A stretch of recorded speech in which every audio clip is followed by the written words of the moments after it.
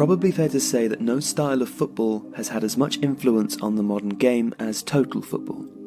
The style is most associated with the Ajax and Dutch national teams of the 1970s, and in fact it got its name from the 1974 Netherlands World Cup side.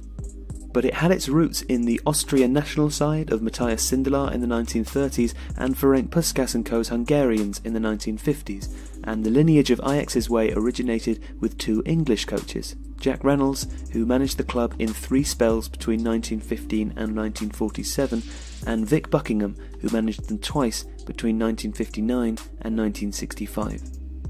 Then came the pairing who really created the style.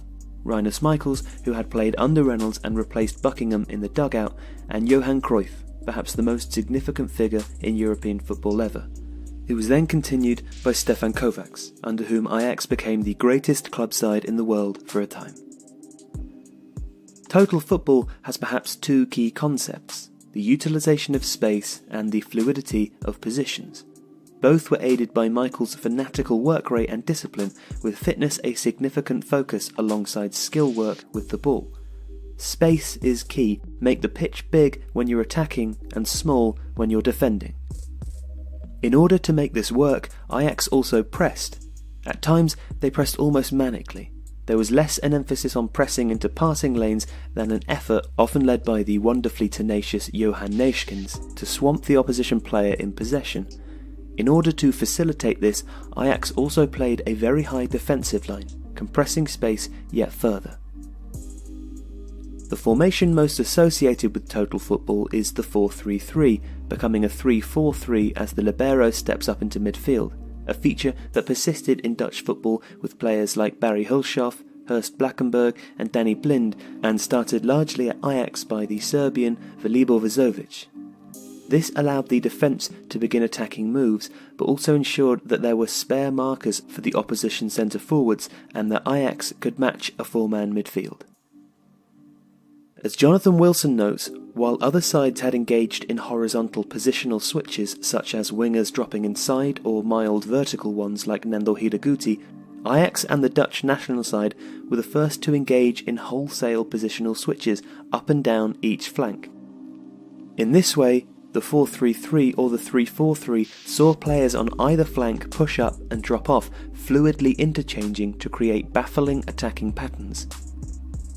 The team's spine in the most successful period of the early 1970s was Blankenberg, Neeskens and Cruyff, with Heinz Stooij in goal.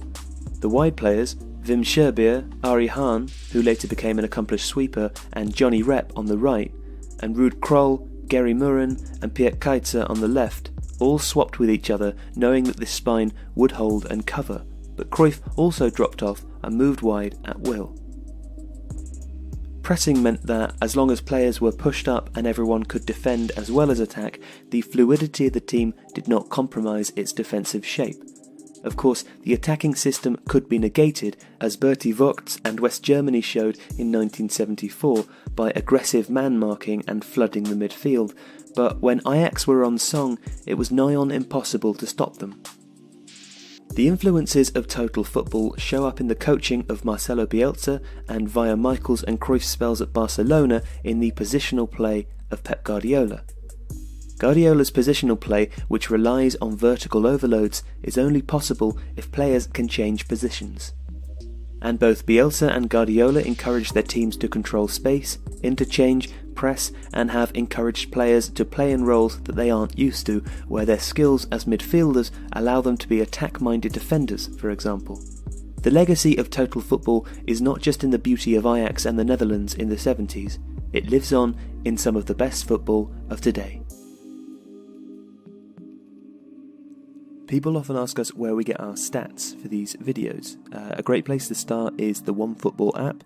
The app offers a fairly comprehensive statistical coverage of teams and players in-game and post-match, so there's a link in the description of this video if you'd like to download it. Thanks for watching.